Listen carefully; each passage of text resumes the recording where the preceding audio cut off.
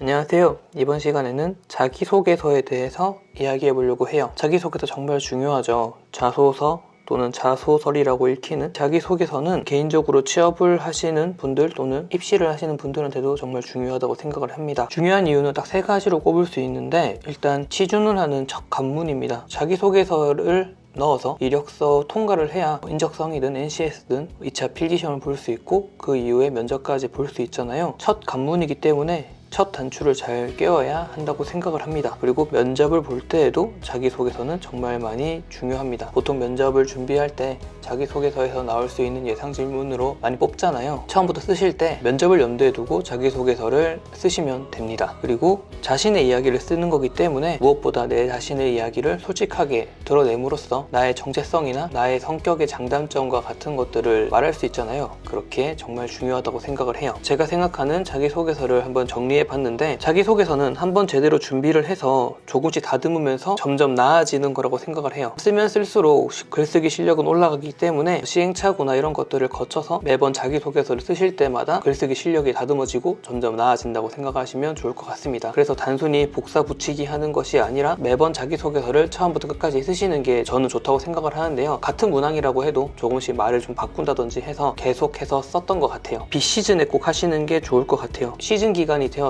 자기소개서를 써야 되는 시간이 되면은 촉박하고 세상에는 변수가 많기 때문에 갑작스러운 변수가 나타날 수 있잖아요. 그래서 자기소개서 쓰는 시간이 조금 부족할 수가 있기에 어떠한 특정 주제나 특정 항목에 대해서는 미리미리 쓰는 게 좋을 것 같습니다. 그래서 시즌보다는 비시즌에 준비를 하시는 게 좋고요. 한 지금부터 그리고 연초나 되면 하면 좋겠죠. 그리고 일주일 정도 필요한데요. 제가 생각하는 자기소개서의 틀을 만드는데 일주일 정도 걸렸던 것 같아요. 그리고 직접 쓰는 게 가장 중요하고 나의 이야기를 쓰는 거기 때문에 가장 확실하게 나를 드러낼 수 있다고 생각을 합니다. 카페나 블로그 같은 데서 많이 읽었는데, 업체나 다른 기관에 자기소개서를 문의를 한다거나 하는 경우가 많던데, 물론 그분들이 정말 글을 잘 쓰시겠지만은 나의 이야기를 조금 더 확실하게 전달하기 위해서는 스스로 쓰는 게 제일 좋다고 생각을 해요. 최대한 스스로 쓰려고 하시고 첨삭 정도는 괜찮겠지만 어떤 기관에 부탁하는 거는 지양하는 게 좋을 것 같습니다. 그리고 한번 쓴 자소서의 내용이나 구성 같은 거는 변동 상황이 적어요. 틀을 제대로 구성하고 빨리 자기소개서 업무를 마친 이후에 인적성 공부에 집중하시는 게 좋을 것 같습니다. 그리고 쓰면 좋은 내용이랑 좋지 않은 내용이 확실하기 때문에 나의 자기소개서에 어떤 내용이 있는지 꼭 점검을 해보시는 게 중요합니다.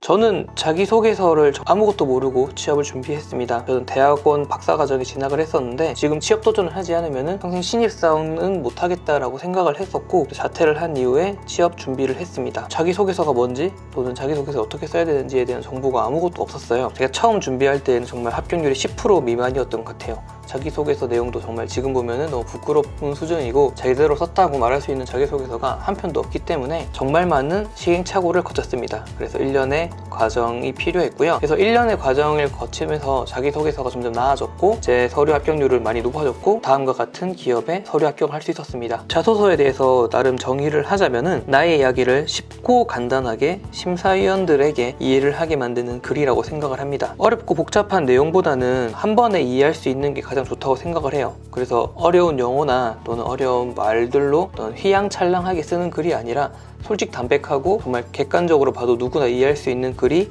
가장 좋다고 생각을 합니다. 자기소개서에서 물어보는 문제 유형들은 비슷비슷하기 때문에 한번 제대로 틀을 잡아 놓는다면 거기서 조금씩 바꿔서 성격에 맞는 기업에 넣을 수 있을 것 같아요. 그리고 전공에 따라서 물론 일이 다르겠지만 전공에 유사한 부분으로 취준을 준비하신다면 더더욱 쉽게 자기소개서를 완성할 수 있을 것 같습니다. 결국 읽어보시는 분들이 글을 읽고 이 사람이 이런 일을 하는 사람이구나, 또는 이런 사람이겠구나, 이런 특징이 있겠구나 라고 생각을 하면 좋습니다. 글의 주제나 글의 방향을 살펴보자면 또한 경험이 필요합니다.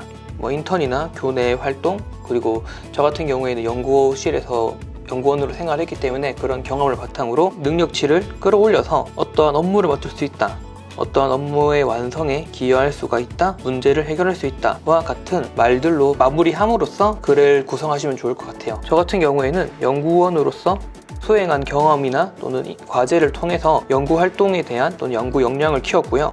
이를 통해서 수철이나 환경 측정에 관련된 업무를 수행할 수 있다라고 많이 적었던 것 같아요. 제가 했던 자소서 실력 올리기 5가지 방법을 준비해 봤는데요. 물론 사람마다 다를 수도 있고 어떤 게 부족할지는 잘 모르겠지만 저는 정말 노베이스였기 때문에 좀 일주일 좀 넘는 시간을 투자해서 1년의 과정을 거쳤습니다. 첫 번째는 문제 유형을 정리했고요. 경험을 정리했습니다. 합격 자소서를 정말 많이 읽었고요. 유튜브나 책 같은 것을 많이 참조했습니다. 제가 경험을 정리한 걸 바탕으로 제 이야기를 직접 썼습니다. 각 과정에 대해서 자세하게 말씀해 드리자면은, 첫 번째는 문제 유형 정리입니다. 문제 유형 정말 중요하죠. 하지만 기업마다 물어보는 문제가 정말 비슷비슷하기 때문에 유사한 유형이 정말 많습니다. 대표적으로 지원 동기, 성격의 장단점, 그리고 협업 능력, 문제 해결 능력, 업무에 완성했던 경험, 마지막으로 현재 직무와 관련된 시사나 이슈를 물어보는데, 시사나 이슈는 어떤 특정 기업에서만 나오지 대다수의 기업은 많이 나오지 않는 것 같아요. 각각의 기업에서 물어보는 걸 잘 모르겠다 하시는 분들은 합격 자소서를 참고하시면 됩니다. 여기에 보통 어떤 걸 물어보는지 나와 있기 때문에 합격 자소서를 참고해서 이런 문제 유형이 있고 이런 걸 물어보구나 라고 문제 유형을 스스로 정리해 보셨으면 좋겠습니다. 그리고 이 두 번째로 하셔야 되는 게 경험 정리입니다. 경험 정리가 중요한 이유는 각각의 물음에 대해서 사람마다 대답할 수 있는 게 다르잖아요. 주제도 다를 거고 또는 테마도 다를 거고 어떠한 일을 했는지 다 다를 거기 때문에 경험을 바탕으로 심사위원분들을 설득시켜야 되기 때문에 정말 나만의 이야기가 있으면 좋습니다. 그리고 그게 객관적이고 업무를 하는데 필요한 능력을 보여줄 수 있으면 더 좋고요. 그래서 문제 유형을 정리한 이후에 어떤 내용을 다룰지 스스로 경험에 대해서 정리해 보셨으면 좋겠습니다. 엑셀이나 한글 파일을 이용하거나 또는 노트에 그냥 필기를 해서 주제별로 내용을 선정한 이후에 정리를 하시면 좋을 것 같아요. 저 같은 경우에는 협업 능력을 말할 때에는 팀플 했던 거나 또는 공모전 했던 거 또는 이공계 학술제라고 저희 학교에 있었는데 그런 걸 했을 때 경험을 적었고, 또는 연구원으로 할 때 활동 같은 것을 적었습니다. 그리고 문제 해결 같은 경우에는 어떤 과제나 보고서 작성을 할 때 있었던 일을 적었고, 협업을 할 때 팀원들과 의견이 조율이 되지 않았을 때 어떤 방식으로 문제를 해결했는지와 같은 것을 연구원 활동을 할 때 했던 이야기를 바탕으로 많이 적었던 것 같아요. 일단 문제 유형을 알아야지 내 경험들에 대해서 정의할 수 있고 그 경험을 어디에 넣을지 배치할 수 있기 때문에 꼭 1번, 2번 과정은 같이 해주셨으면 좋겠습니다. 그리고 이제 3번은 자기소개서 읽기입니다. 이게 정말 제가 좀 시간이 많이 걸렸던 작업인데, 취업 관련 사이트가 정말 많잖아요. 뭐 잡코리아든 또는 독치사, 스펙업 등 같은 사이트나 카페를 이용하시면 정말 좋은데, 거기 합격 자소서나 합격 수기 같은 것들이 정말 많아요. 그래서 저는 제가 가고자 했던 기업에 있는 건 다 읽어봤던 것 같습니다. 나름 정보되는 것도 많고 정보가 아닌 것도 많아요. 시간이 있을 때 휴대폰이나 노트북을 이용해서 그냥 침대에 누워서 저는 많이 읽어봤던 것 같습니다. 한 하루에서 이틀 정도 걸렸는데 관련된 기업의 자소서를 2, 3년치를 한꺼번에 다 읽은 게 저는 좀 컸던 것 같아요. 어떤 걸 물어보는지 또는 어떻게 대답하면 좋은지와 같은 그런 트렌드가 좀 보이는데, 문제 유형이나 물어보고자 하는 또는 이 기업에서는 이런 걸 유효하구나 라는 것들에 나름의 시각이 생기는 것 같았습니다. 그래서 문제 유형 파악에도 정말 이게 좀 좋았던 것 같아요. 만약에 보셨던 자소서를 참고하시면 안 됩니다. 아까 말씀해 드렸듯이 나의 경험을 적는 거기 때문에 이런 이야기가 있구나 라고 그냥 넘어가시면 되지 굳이 이렇게 써야지 라는 게 아닙니다. 합격 자소서를 많이 보시면 아시겠지만 정말 전문가님들의 코멘트가 달리는데 잘 쓰신 부분도 있고 잘못 쓰신 부분도 있어요. 합격 자소서가 정답은 아닙니다. 방향만 잡으시면 좋을 것 같습니다. 많이 읽음으로써 뭔가 이렇게 써야지 또는 이렇게 쓰면 안 되겠다라는 눈이 키워지는 게 저는 이 3번 작업인 것 같아요. 저는 1월 달에 이 작업을 했었는데 진짜 침대에 누워서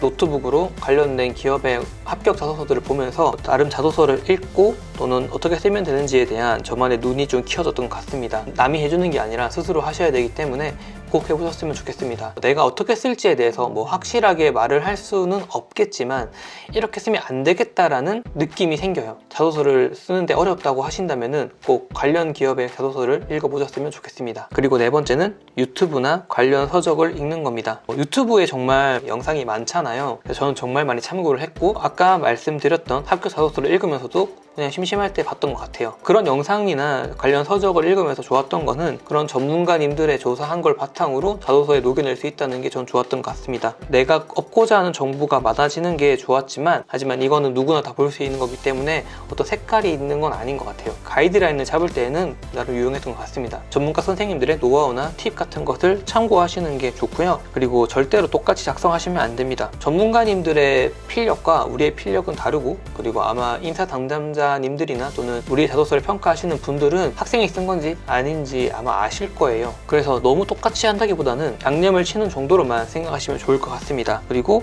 꼭 기업이란 직무 정리를 전문가 선생님들이 하시는 것을 바탕으로 하셨으면 좋겠어요. 경험 같은 것들은 정말 사람마다 다르잖아요. 어떤 틀 같은 거나 구조는 비슷할 수 있겠지만 경험 같은 것은 다 다르기 때문에 정답이라고 생각하지 마시고 나는 어떻게 녹여낼지에 대해서 많이 생각을 해주셨으면 좋겠어요. 1, 2, 3번에 대해서 확실하게 정리가 하셨다면 4번 과정을 통해서 이렇게 쓰면 되겠다, 이렇게 쓰면은 내가 뭔가 조금 더 나아지겠다, 그런 방향이 좀 잡혔던 것 같습니다. 그리고 이게 가장 중요한 건데 절대 쓰면 안 되는 말이나 문장이나 표현 같은 것들이 있어요. 예를 들면 가서 열심히 배우겠습니다와 같은 말들이 있잖아요. 저는 이런 걸 좀 많이 썼는데 일단 취준을 하는 입장이고 물론 가서 배우는 게 많겠지만 기업이라는 곳이 어떤 학원이나 어떤 배움을 받는 곳은 아니잖아요. 그런 말들을 쓰는 것은 지양하는 게 좋다라는 걸 많이 봤는데 이런 전문 서적이나 전문가들의 영상을 보고 절대 쓰면 안 되는 게 내 자소서에 있는지 없는지 꼭 보셨으면 좋겠습니다. 쓰면 안 되는 것만 줄인다 하더라도 전 합격률이 높아진다고 생각을 하거든요.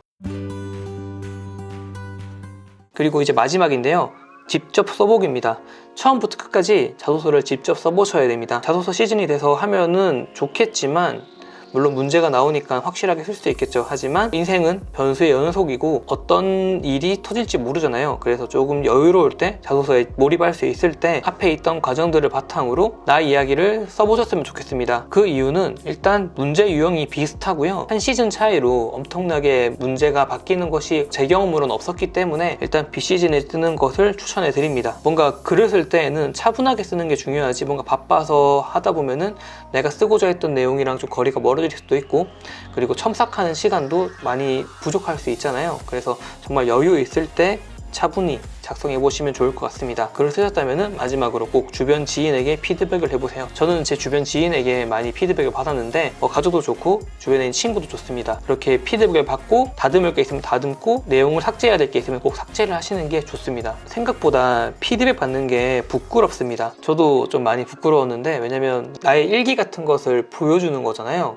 약간 부끄럽지만 그런 피드백을 받아서 취업을 하는데 도움이 된다면 저는 그런 부끄러움을 약간 감수해도 좋을 것 같습니다. 피드백 해주시는 분들이 한 번에 이해가 되는지 안 되는지 꼭 확인해 보시는 게 좋습니다. 어떤 부연 설명을 하는 것이 아니라 자소서만으로 이런 이야기를 하구나 라고 꼭 한 번에 이해가 되는지 안 되는지를 점검해 보세요. 처음 보는 사람이 한 번에 이해가 되면은 완벽하게 쓰신 겁니다. 자소서 실력이 부족하다면 아니겠죠. 많이 다듬고 많이 발전하셔서 한 번에 어떤 주제가 나와도 한 방에 한 큐에 쓸 수 있으면 가장 좋고 그렇게 연습을 할 수 있으니까 꼭 직접 자소서를 써보시고 검사받고 고쳐보고 또 재확인 받고 와 같은 일련의 과정을 거쳐보셨으면 좋겠습니다. 그리고 자소서의 완성 기준을 스스로 판단하지 마세요. 나의 이야기이기 때문에 나는 어떻게 봐도 언제 봐도 그 말이 무슨 말인지 알아요. 하지만 심사위원님들이 보셨을 때에는 그게 무슨 말이지? 라고 이거 맞나? 라는 의문을 가질 수가 분명히 있습니다. 절대 스스로 판단하지 마시고요. 친구나 주변 가족의 도움을 받으셨으면 좋겠습니다. 무료 프로그램이 있으면은 전문가 선생님의 도움을 받아도 좋겠지만 좀 가격이 비싸거나 하시다면은 그냥 주변에 있는 친구를 통해서 또는 가족을 통해서 하셔도 충분합니다.